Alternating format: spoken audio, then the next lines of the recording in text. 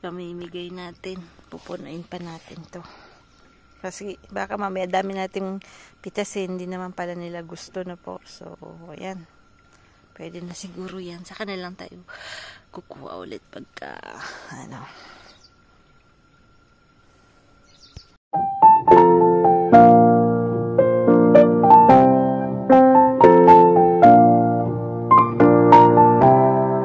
Shampoo tayo. Ayan, sayote ulit tayo. Lalagyan ko lang ng dalawang malaking hipo na po.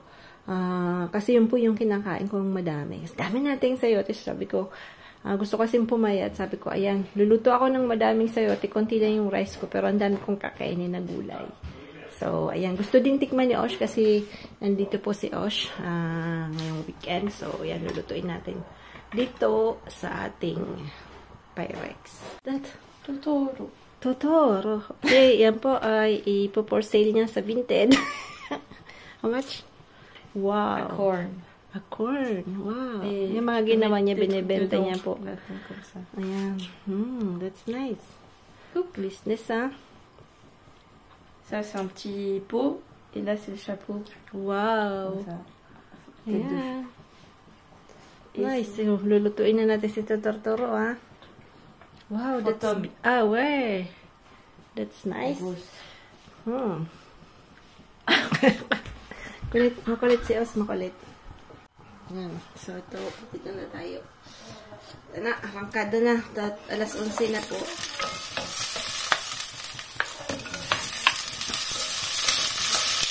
Dalawa lang kasi ang daming tira. Tapos gusto pong magluluto po tayo ng pusit. Kasi may po sila sa pusit. So,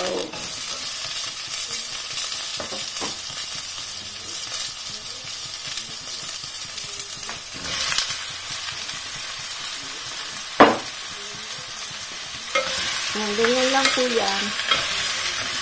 May konting lasa lang na sa more on gulay po tayo. Yeah. Bakit na lang puro gulay? Kasi ayaw mamatay. Joke.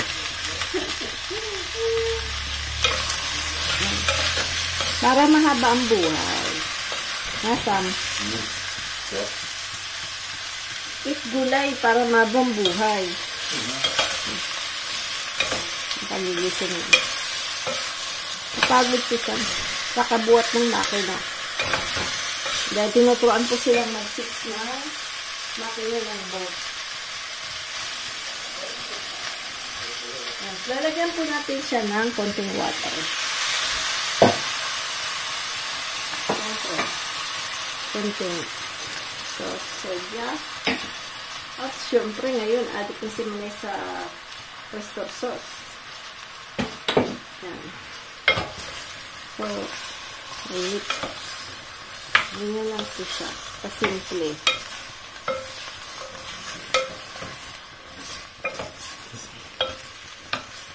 Mabilis pong maluto yung sayote, ah.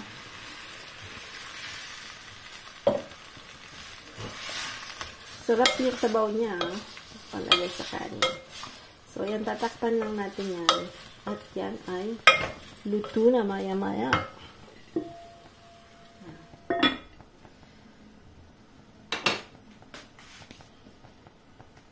Ito po, binabad ko po yan sa lininisan ko siya sa baking soda na po.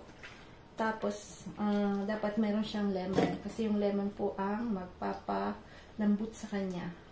So, siguro mga 1 hour and half ko siyang binabadsan. Mas matagal, mas maganda. Pero lalagay niyo po sa yan. Kaya lang, ang problema po ng pusit is that pag prinito nyo yan, grabing tilamsik. Yan lang ang problema niya. So, that's the thing na po. Hindi ko alam kung ano yung astuce niya para hindi magtilamsik. So, lalo na yung mga balat-balat hindi natanggal ni Manay. Patay tayo nito. Puputok po yan. Kaya yung, yan yung, mata niyan. Matang buhay niyan. Tignan naman tayo nito sa tilamsik. Tatanggalin natin. Scissor na lang po ginagamit ko. Kasi yan, pumuputok talaga yung mata. So, ganyan lang po tanggalin. Tinanggal ko po yung ano niya, yung linta, Ano pa tawag doon? Linta, hindi linta. Kalimutan ko yung Tagalog no? Yung, basta yung maitim. Yung basta yun na po yun. Yung tinanggal ko yun.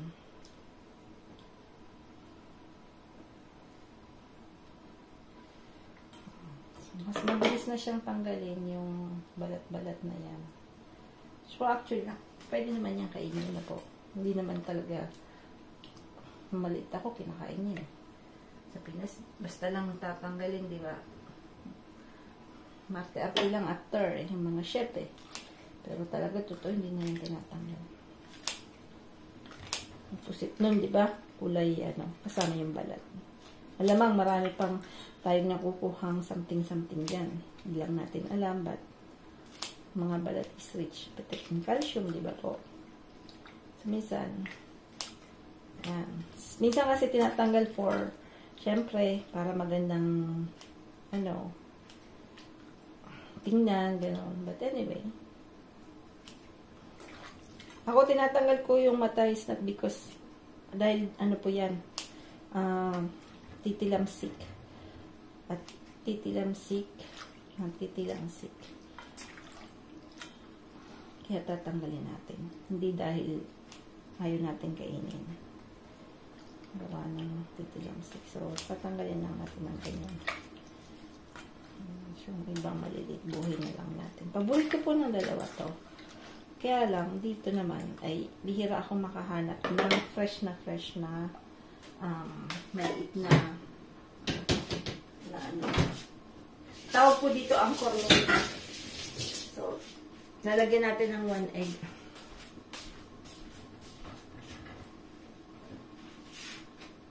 Ang tog ng mga manokis natin.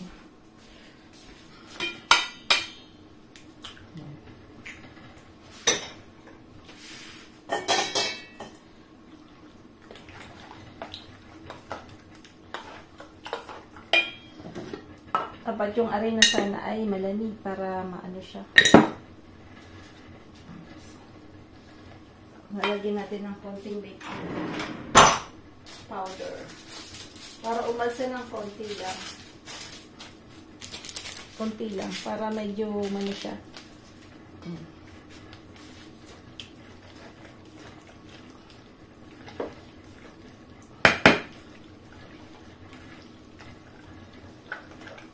Lalagyan din natin ng konting maizena.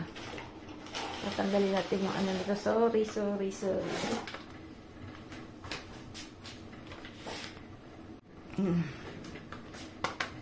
Kasi pag nakita yan, baka makapiright tayo. Dahil pong mga bagay-bagay dito kaya.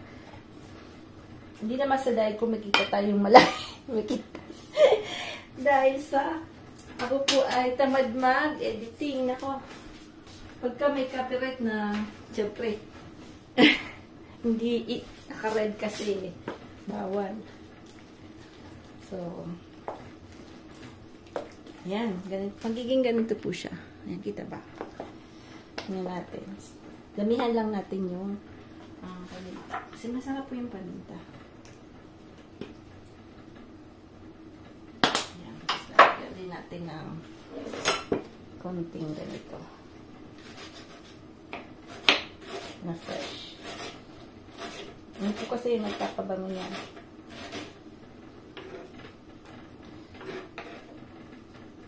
So, ang bilis naman po kasi niyan maluto ng ng speed na po. Yan.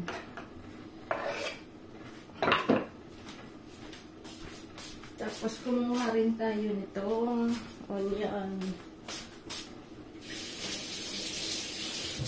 Sibulino, tawag ni mama dito eh.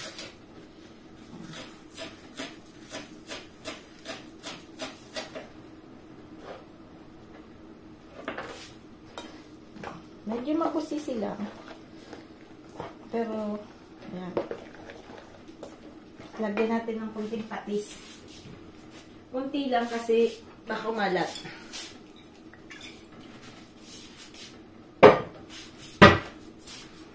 Ayan na. Dito. pa rin. Ayan.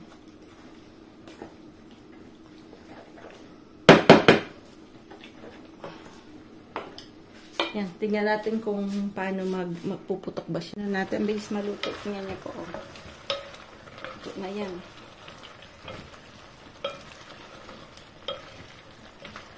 Tapos, pagka gusto niyo pong konting sticky yung sauce niya, kuha tayo ng konting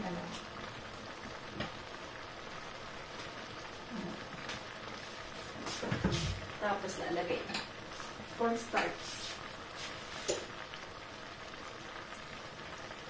Yan, ganyan lang po style ng mga Chinese. Yan, cornstarch lang yan. Kasi yan pa po yung nag-sticky sa mga, tas iba po yung kulay niya, parang magiging glossy siyang konti. Yan yung mga linalagay nila. Yan. Cornstarch lang yan, may tubig. Huwag niyo pong idirekta kasi mamumuo. Kailangan itunawin niyo muna po yan.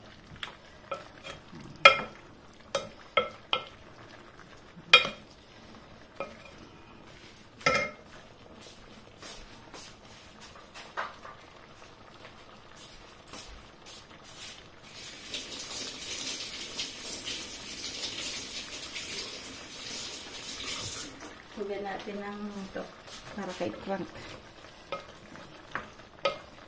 Diba? Medyo sticky siya. Ayan, tingnan mo yung ano niya, medyo sticky.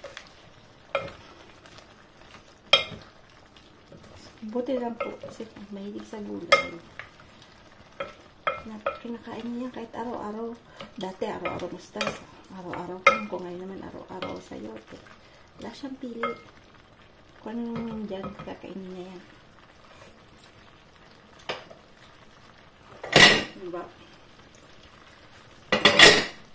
Mga tabang-tabang ba? Nakunti. Pero ako po hindi ko siya sinasanay sa maalat. Kasi sobrang tabang naman. Ayan. Diba? Hindi okay na siya. Okay na. Ayan. Nagulay ka na. Diba? From the fresh in the garden. From the garden. Kung nagpiprito, lalagyan ko niya ng konting harina. Baka, ano po yun, gayahin nga natin. Kasi, baka yun yung, ano niya, para wag tag nito, wag talamsik. Ganyan lang na. Saan kasi, maganda rin yung gaya-gaya. Gaya-gaya, malamang. Lagyan lang natin yan. Ganyan natin, ha. Dapat mainit na mainit.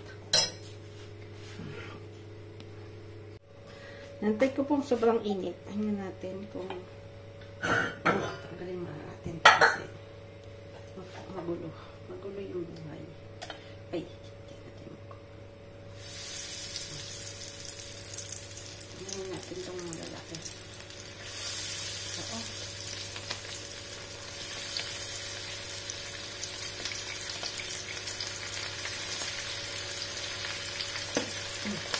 Okay.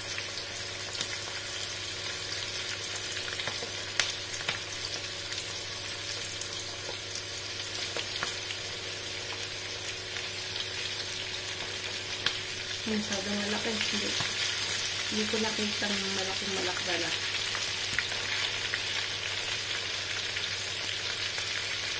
Yan. So, ayan po tayo.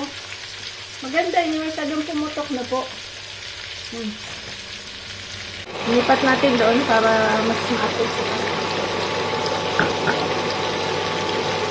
So, hindi po siya pumutok. So, ewan ko lang, titingnan natin mo po. Kasi yan pa lang, umpisa pa lang eh.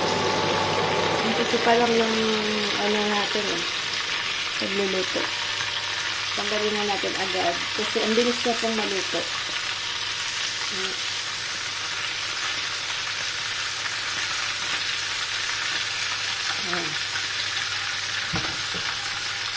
Okay, ulit.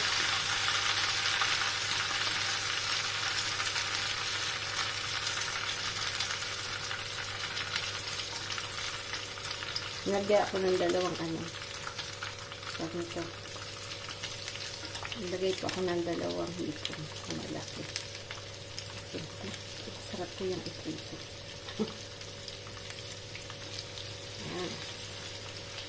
Yan. Mukhang okay naman. Ang bango po. Sobrang bango. Yan. Sobrang bango. Yan ang ulam namin. At yung tirang manok. At kanin. Gusto po ni Osh ng kanin. Dahil hindi nakakain ng kanin masyado. Putok din po. Pumuputok. Kaya wala. Medyo tatakis pa rin. Ingat-ingat lang po kasi pumuputok. Siguro pag na-overcook na. Tatanggalin na natin.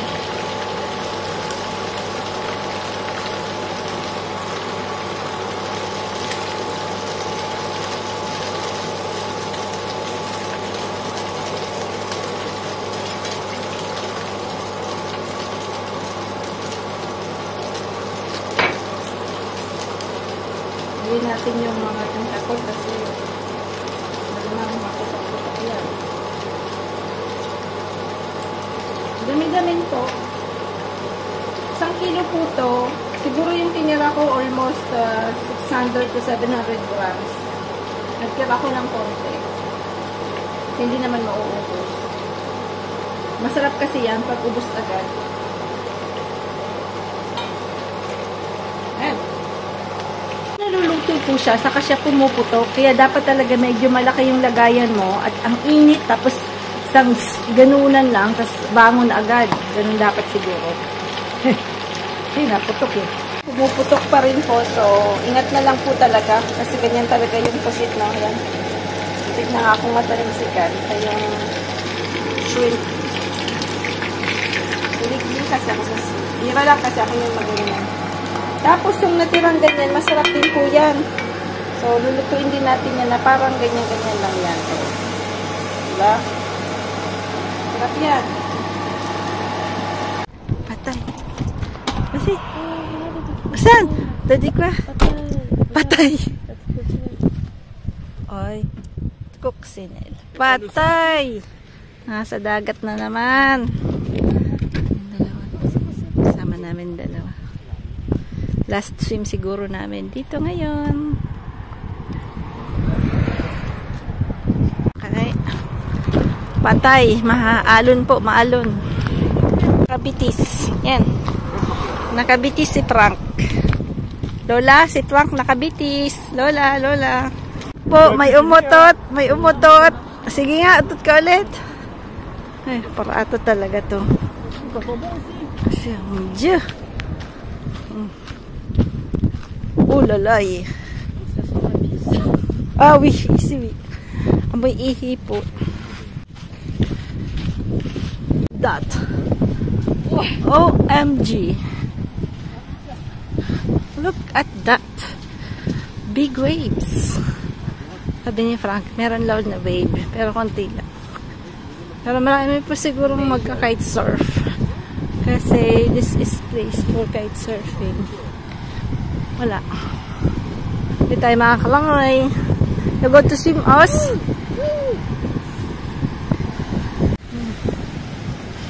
Malawak po kasi yung dagat. Ha, Os? Malawak, ha? Malawak. Malawak. Oh, is it? Ito. Tingnan niyo po yung waves. Ano tayo dyan magsuswimming? Ay, last time, hindi ganyan yung waves. Walang tao. Siyempre, sino ba namang magsuswimming na ganyan? Ay, ay, ay. Last swim na siguro namin. Mainit po kasi. Kaya sabi namin, punta kami ng dagat. Ayaw sana sumama ni Esam. Natamad. Napasama din. So, sabi niya, huli daw siya ng crab. Yan ni ka-farmer. Yan. Yan, kulay blue na yan.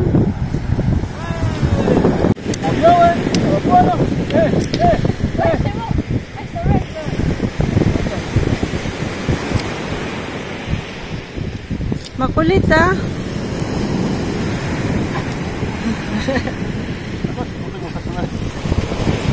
Don't touch me.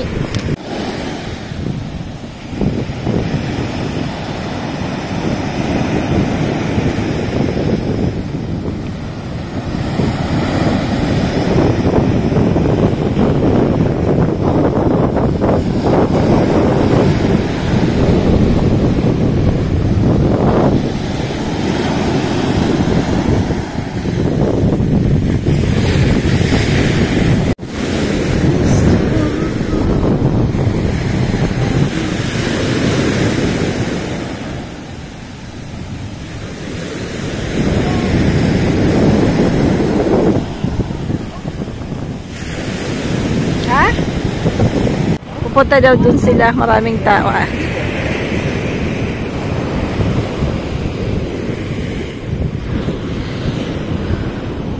Nauuhaw si Osh.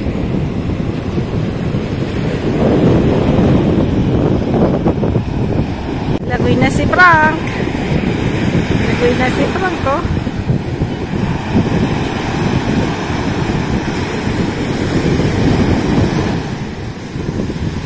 Wow!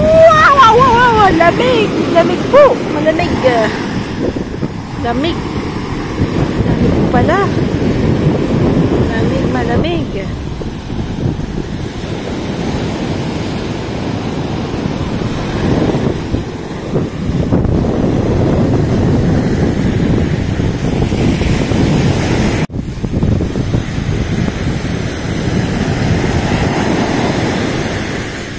Solo mode. Mag-isa lang siya, walang katao-tao po.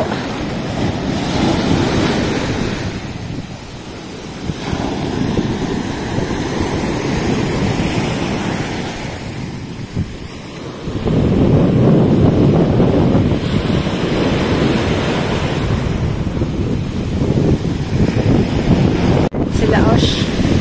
Nandun po sila sa kabila. Ang lawak po kasi ng dagat na to sa ano po, pag pumunta po kayo ng France sa south, yung Mediterranean Sea po, yung dikit-dikit na villages sa Cannes, San Cypria, Argelès, Couture, lahat po yan beaches na po. So yan, ang kinagandahan, ang lawak-lawak pong beach. Hindi po, wala ka pong rerentahan na ano, kailangan mo lang dalhin is towel mo, yan, ice box, yan lang, free lahat yung yung dito, free po yung parking dito, walang bayad yung parking.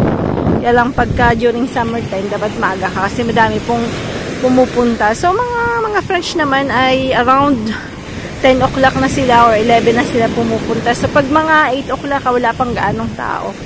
Kami pag dumadating po kami, kaya lang kami early bird. Pag mga 7 na, almost kami pa yung nauuna na po.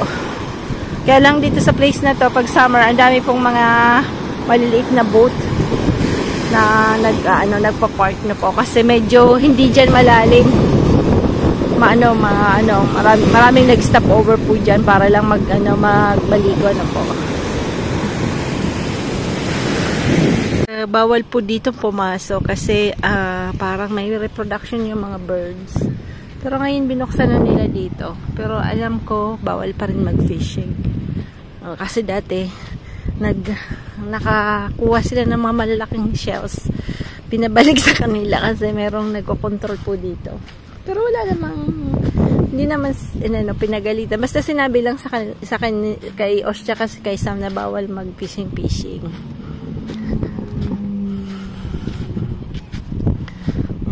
May nakita silang kakaiba daw. Pinicturean siguro.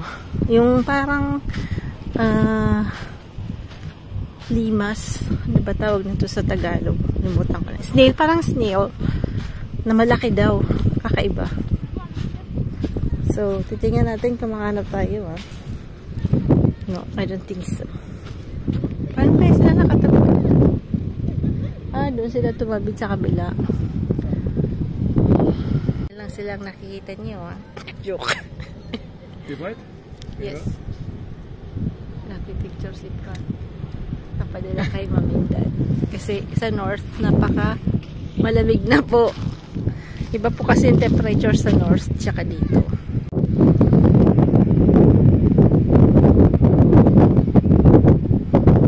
Enjoy sila. Okay. Ang sinasabi. May tayo daw. Search ko, Sam.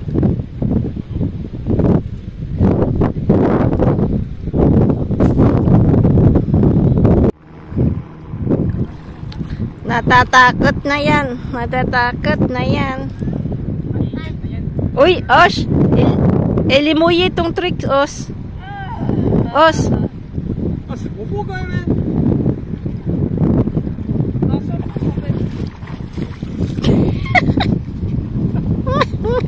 Sam, taplan sabla. Dan to pra.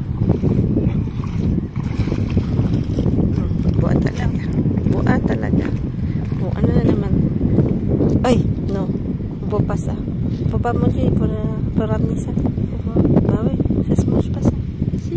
Oh, Sam, tu m'as donné un, il est bon. Atay. Yan. Pinapakita yung dalawa.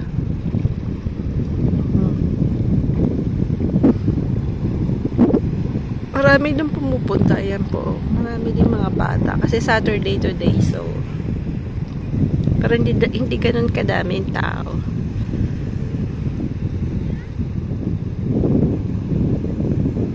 Tayo na. Yung pizza ni Frank. Siya po gumagawa na pizza. Natirang chicken, chorizo, some anana, that's pineapple. Sucré salé. Yan. A little champignon, mushroom. Ito po yung hinuli ni Sam. Ayaw iwanan doon. Buwa talaga. Pero ako po ang gumawa nung nung ito. Yung dough niya. Ako po yung gumawa niya. Yan. Busy si paring Frank. Ay, nag-inom ng Tsingtao. Busy. Kaya lang siya, mahilig siya kung anong mga pinaglalagay niyang aromats. Halo-halo lang yan. On n'a pas un truc espagnol là? Non, il n'y a pas d'espagnol. Qui l'a acheté? Non, pas. Harissa, ananas. Ah, j'ai pas acheté espagnol? Je sais pas. J'étais pas avec toi, chérie. Na yung pizza ni Frankie, oh. Daming fromage. Grabing uso kasi sinandamakmak naman baga ang fromage, ang cheese. Diyos ko, Mio talaga album kong to.